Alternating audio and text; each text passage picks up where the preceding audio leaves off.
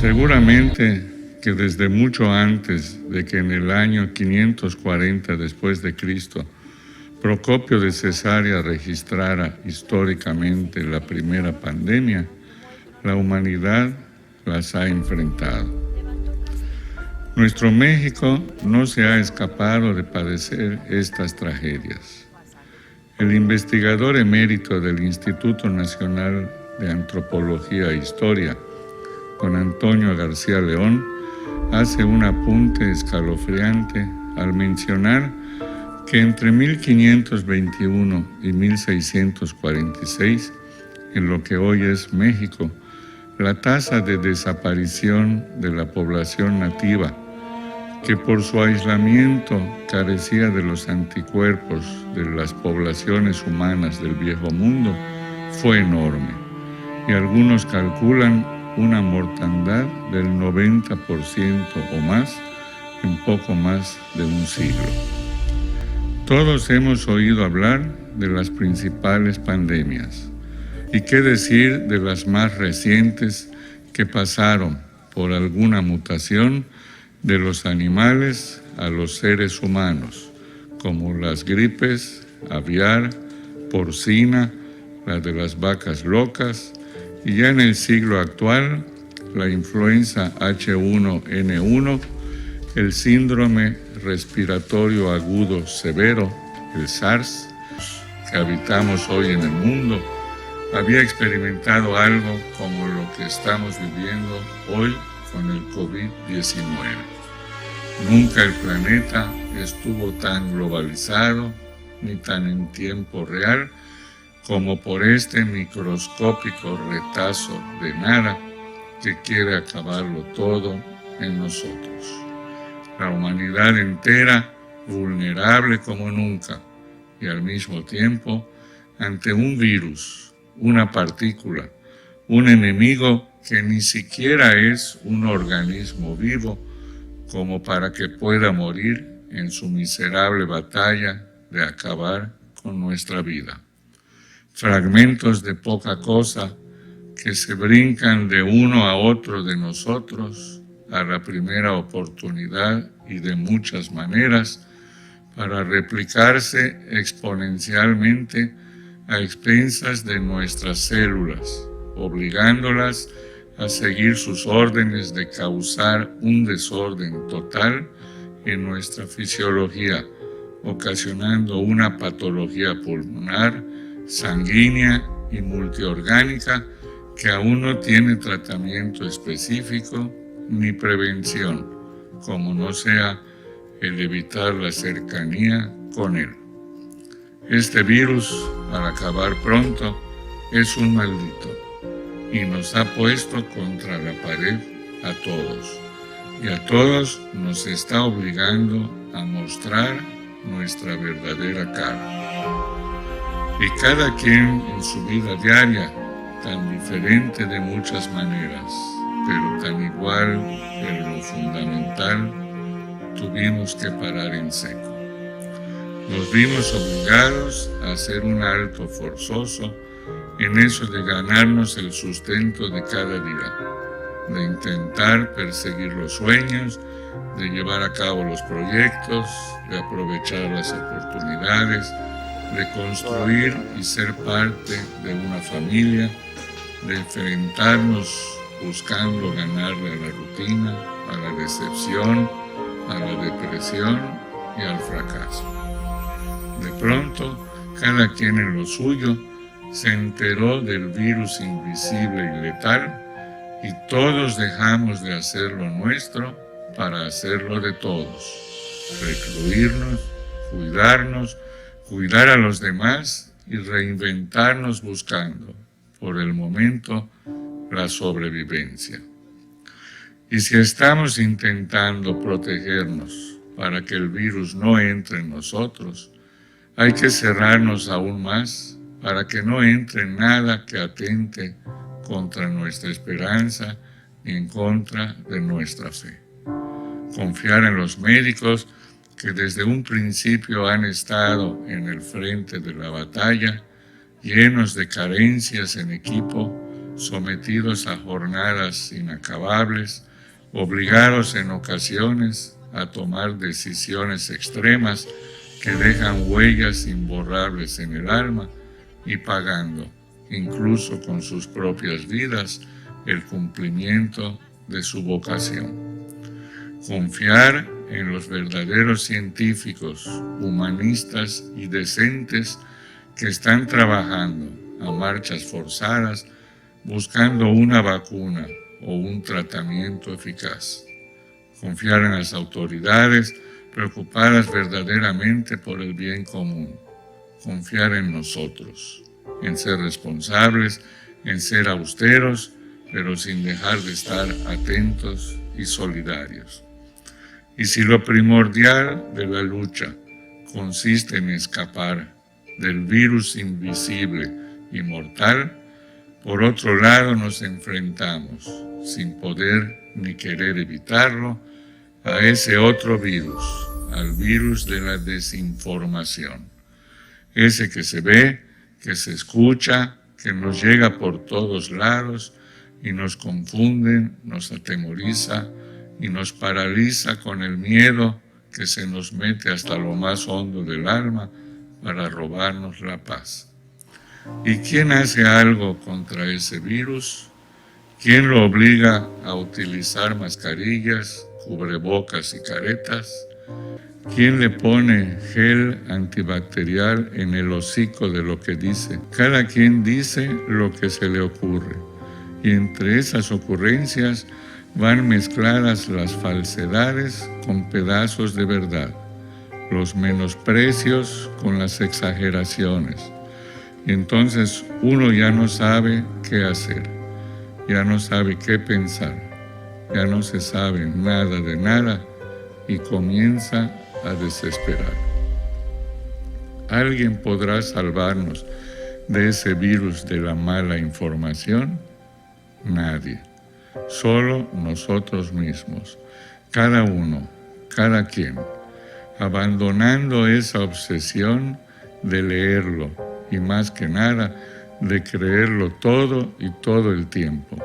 Y lo que es peor, de difundirlo inmediatamente y sin comprobación de ningún tipo, de ser consumidores insaciables de fake news, de falsas noticias, de esa inagotable comida chatarra para nuestra alma que nos embutimos y que repartimos a diario de manera inmisericordia. Estamos viviendo entre ángeles y demonios que no solamente se disputan nuestros pensamientos y nuestras acciones de cada día, sino incluso lo mejor de nuestros proyectos y esperanzas. Todos los días nuestros demonios nos aburren, nos llenan de malos presagios y nos venden una dosis suficiente de miedo y de ansiedad que sin darnos cuenta nos inmovilizan, nos deprimen y nos arrinconan en la penumbra de nuestras peores suposiciones y presagios. Nuestros ángeles, mientras tanto, se desviven por mantenernos el ánimo y la paciencia. Lo hacen a contracorriente porque la avalancha de malas noticias casi no nos deja sacar la cabeza para respirar.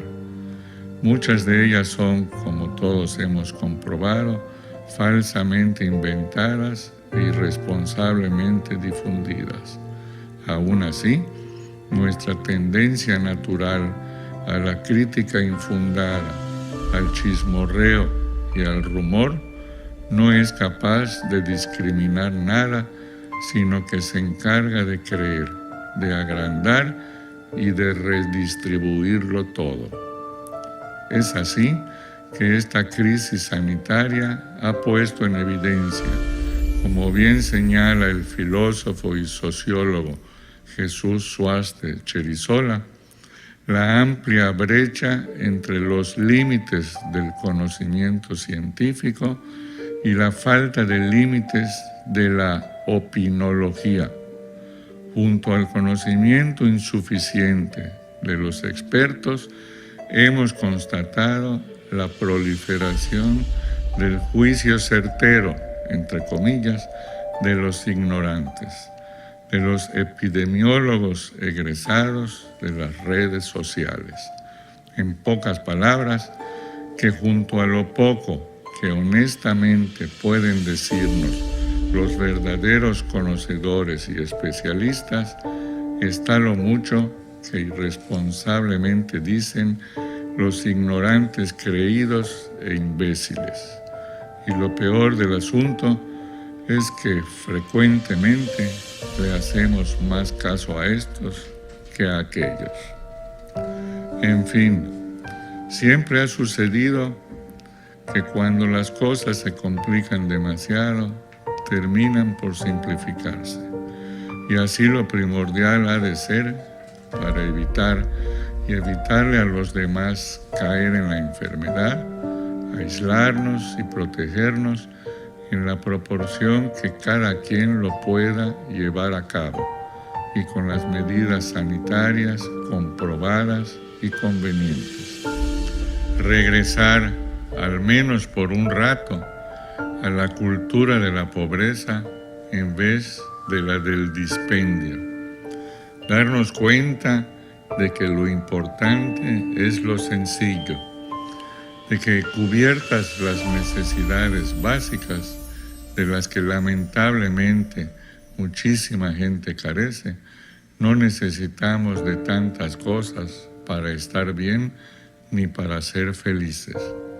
Y vivir día por día, aprovechando la inactividad obligada para resolver en familia los malos entendidos que surgen y que en vez de aclararlos, los vamos postergando y les vamos permitiendo herir y hasta acabar con nuestros afectos más preciados. Aprovechar el tiempo inusualmente disponible para reafirmar nuestros lazos afectivos en vez de desatarlos, protegerlos en vez de dejarlos a su suerte, para conocernos mejor en lugar de ser cada vez más unos extraños. Vivir cada día sin anticipar catástrofes, sin dar por sentadas las cosas, sin menospreciar nada.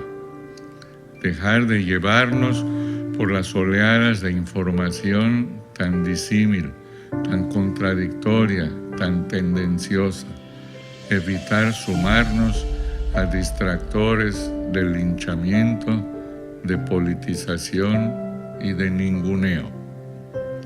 Hay que aceptar que aún nos queda un buen tramo de incertidumbre y de sacrificio para poder sobrevivir a esta pandemia. Preocupa sobremanera que la pobreza extrema y también la no tan extrema, pero mayoritaria en nuestro país, que apenas sobrevive, empeore más aún. Que los emprendedores de la pequeña y mediana empresa que sostienen en mayor medida los empleos y la economía de nuestro México sigan colapsando y el despido de empleados continúe, se incremente y se traduzca inevitablemente en otra tragedia mayor de desempleo, de criminalidad y violencia. Mucho más nos falta, creo, para saber la verdad detrás de esta pandemia. Si el origen fue obra de la perversidad humana, de los experimentos, del complejo de omnipotencia con el que algunos, con ayuda de la ciencia, juegan a ser Dios, o si, por el contrario, se trató solamente de un imponderable de la vida o de algunos acompañantes de la vida, como son los virus que existen desde el momento mismo en que una célula comenzó la aventura de la existencia. ¿Lo sabremos algún día? Es una realidad que la pandemia existe y que se está cobrando la economía social de la humanidad, y que por encima de todo nos está mostrando la fragilidad de nuestra naturaleza humana y que nos está restregando en la cara, por lo menos en gran parte de nuestro continente, las miserias de la corrupción, del desconocimiento y en ocasiones hasta de la negligencia de autoridades que por vocación y por mandato deberían velar por la salud, la dignidad y el bien común. Es una realidad que la pandemia existe y que nos ha arrinconado en un tiempo fuera que en gran medida nos impide buscarnos el sustento y cumplir con nuestras obligaciones financieras y de subsistencia personal y familiar. Es una realidad que la pandemia existe y nos está enfrentando a cada quien consigo mismo y con su entorno más íntimo. Nos está obligando a pensar, a reflexionar, a analizar y no solamente, como muchas veces antes, simplemente a reaccionar ante los estímulos de la vida diaria, en los cuales, por mal hábito y peor costumbre, a veces ni siquiera nos detenemos ni reparamos en nada, acostumbrados como estamos a contestar sin medir, a ignorar sin responder, a olvidar sin valorar. Es una realidad que la pandemia existe y que nos está alejando, por lo menos temporal y físicamente, de nuestros seres queridos. Y en muchos casos ya, esa lejanía ha sido tajante y definitiva con la muerte de alguno. Y junto a ese dolor enorme se ha instalado otro mayor, debido a la imposibilidad de un último abrazo, de una última mirada y sin siquiera la posibilidad de un alivio por medio de una despedida acorde a nuestra fe y a nuestras tradiciones, sin siquiera el necesario duelo para poder procesar esa ausencia traumática y brusca que puede transformarse, como algunos estudios lo demuestran, en un duelo prolongado, en un padecimiento que ha quedado inscrito en el 2018 con ese nombre en la Clasificación Internacional de Enfermedades y que consiste en la añoranza continua y sistemática, el enojo, irritabilidad, culpa, extrema tristeza y otros síntomas intensos de dolor emocional que terminan por incapacitar a quien la sufre para la realización de sus actividades cotidianas. Por otra parte, ya resuenan las nuevas profecías de lo que habrá de ser la vida en la era post-COVID, entre ellas las que hablan de la tecnología. Ya el Facebook y el WhatsApp se habían ganado el deshumanizado prestigio de que sirven para acercar a los que están lejos y alejar a los que están cerca. Ahora el Zoom, las videoconferencias y las videollamadas, por mencionar algunas otras, se suman a esta avalancha de posibilidades.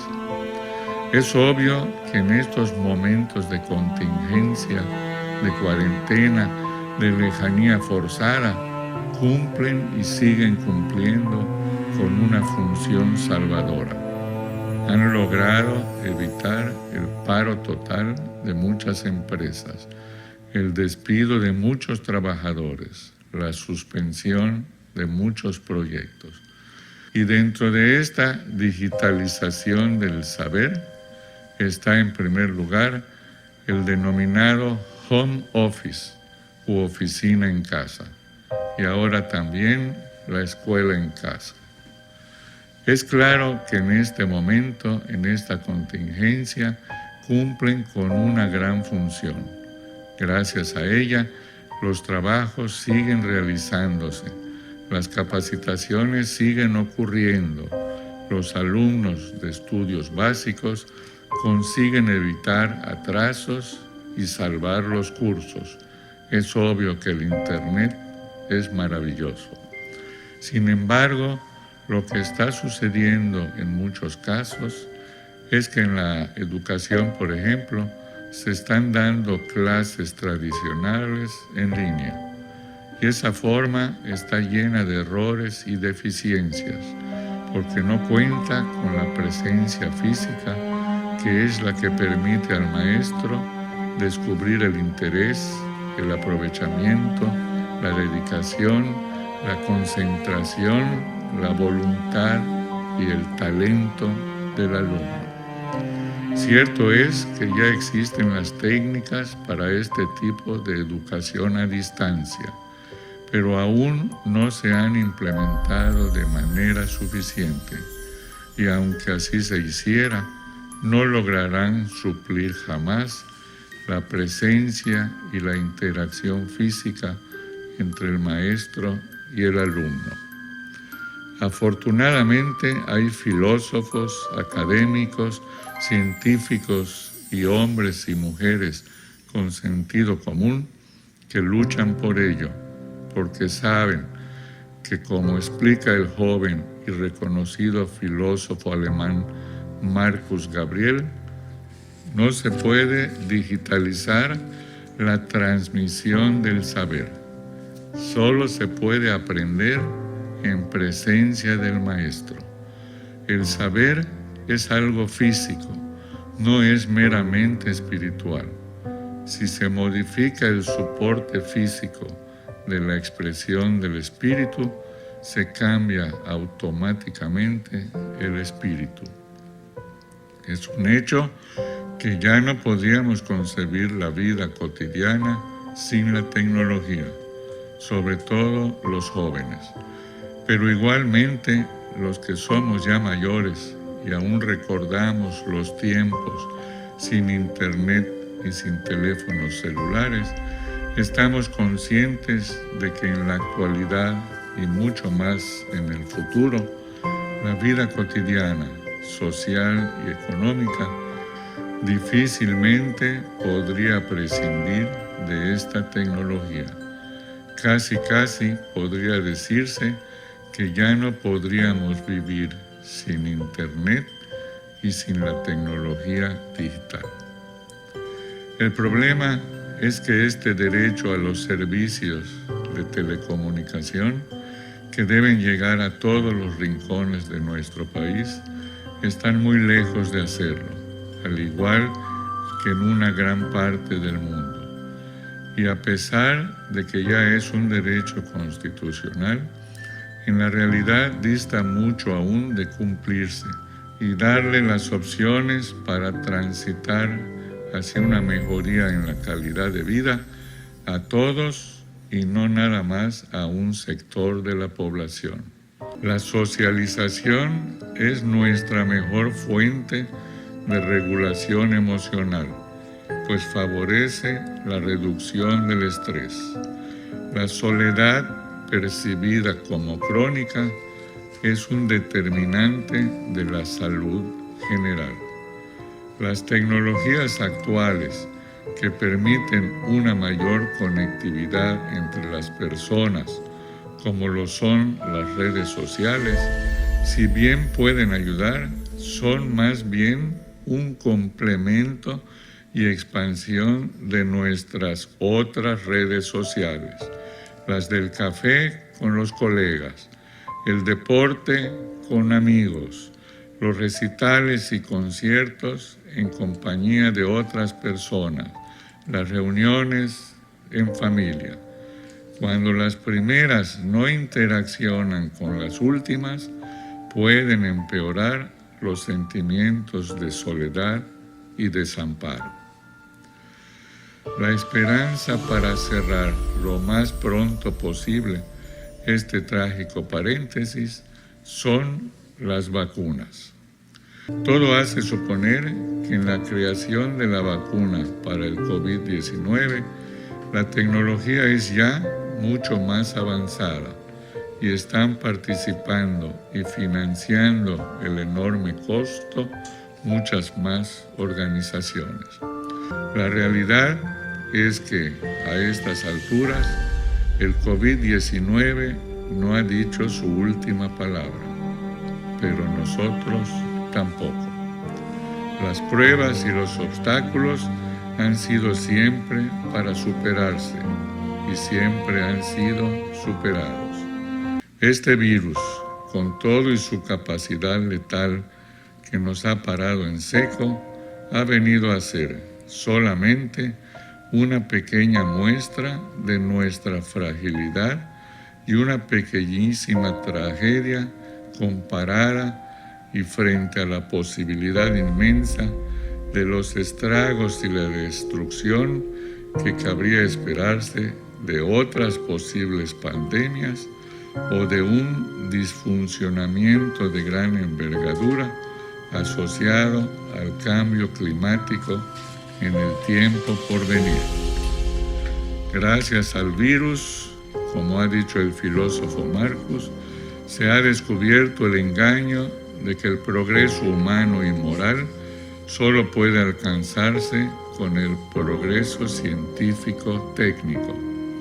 Es urgente un mayor humanismo, y el filósofo alemán lo explica así. Aunque pueda parecer una utopía, debemos llegar a un verdadero universalismo, es decir, una visión del ser humano que pueda ser compartida por todos los seres humanos. Creo mucho más en las sabias palabras de John Lennon, que dejó caer desde aquella hermosa canción que nos dice que la vida es lo que te sucede mientras tú estás planeando otras cosas.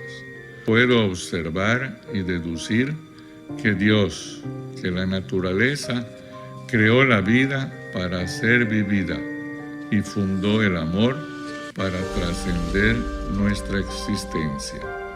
Así que, sin que sea un pronóstico, yo creo que la vida, después de este paréntesis de 1 o de varios años, y como ya antes ha ocurrido, volverá a ser igual que antes en el buen sentido de todo lo bueno que puede traer consigo el estar vivo.